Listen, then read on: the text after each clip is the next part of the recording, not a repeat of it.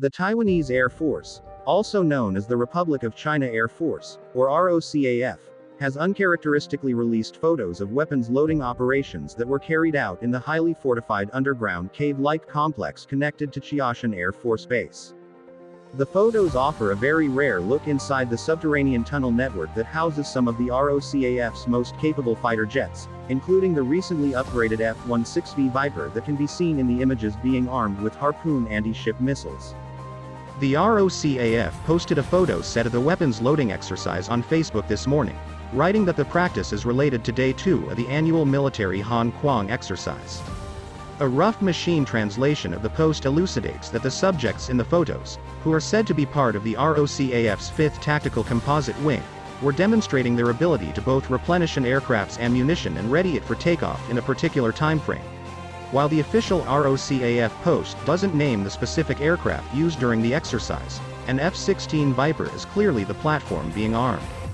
In terms of the firepower being loaded onto the fighter in the photos, an AGM-84L Harpoon anti-ship missile is seen in a couple of the images, which would line up with the live fire drills that were scheduled for Day 2 of the country's Han Kuang combat readiness exercise.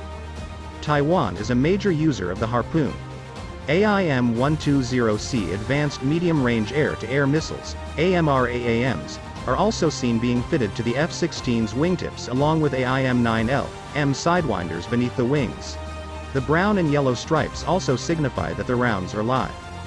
What's most notable about the photos, however, is the location in which they were captured. Built into the mountainside near Qiashan Air Force Base in Hualien is a network of tunnels that lead to fortified underground hangars that serve as a sanctuary for some of the ROCAF's fleet of fighter jets.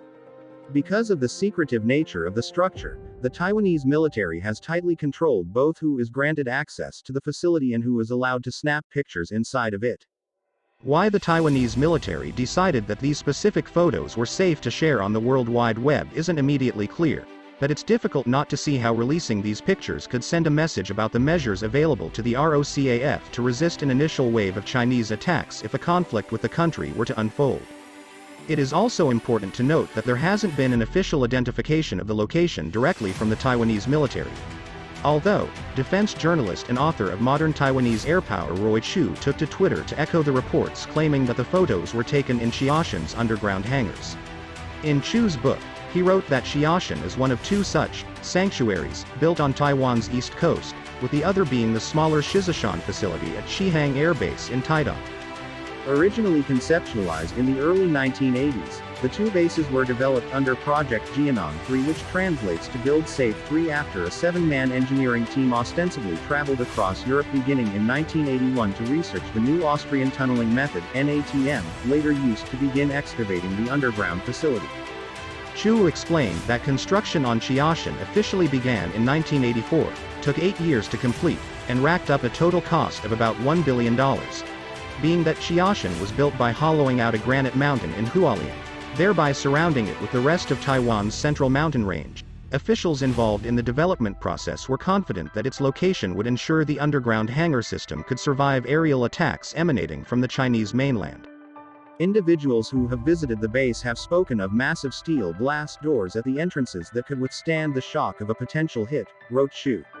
According to them, the base comprises a northern and southern complex, each made up of 5 horizontal and 5 vertical tunnels interlaced together in a crisscrossed fashion. The taxiway tunnels reach up to a height of about 3 stories. Chu additionally touched on how certain media reports over the years claimed that the facility can hold up to 200 fighters, a number of underground power generators, medical facilities, C2 infrastructure, and several months' worth of food and fuel supplies. It is also worth mentioning that the Qiashan Air Force Base was intentionally built on the island's Pacific-facing side to help shield it from incoming attacks originating from the mainland. However, in recent years, China's People's Liberation Army has drastically expanded its abilities to strike from that side, as well, which has clearly raised new concerns about the vulnerability of installations, even hardened ones.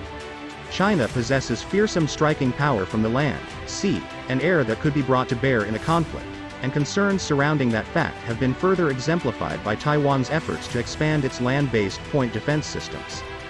Weapons like the Phalanx rapid-firing gun along with others could protect the Qiashan Air Base, as well as Taiwan's Pacific-facing Jiaoshan and Taidong air bases, from various Chinese attacks including land attack cruise missiles, drone swarms, or anti-radiation missiles. The reality is that even traditional Chinese tactical airpower can now strike from the east with the aid of aerial refueling.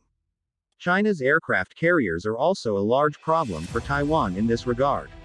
Despite the recently released photos offering only a glimpse into Jiaoshan Air Base's underground tunnels and not its smaller Shizishan counterpart, both facilities would play an important role in a potential conflict with China. In his book, Chu explained that the ROCAF intends to evacuate the main portion of its fleet to the two hardened bases if cross-strait tensions with the mainland are to boil over. In fact, exercises meant to establish the procedures required by a hostile invasion are a typical aspect of the yearly Han Kuang War Games, as can be seen in the photos shared by the ROCAF. The appearance of the Harpoon, though, is especially significant as the ROCAF has used F-16s armed with live harpoons in the past to conduct air patrol missions, as noted in this Warzone article. Taiwan's that the missions were launched in response to Chinese exercises intended to simulate the capture of the Taiwan-administered Dongsha Islands.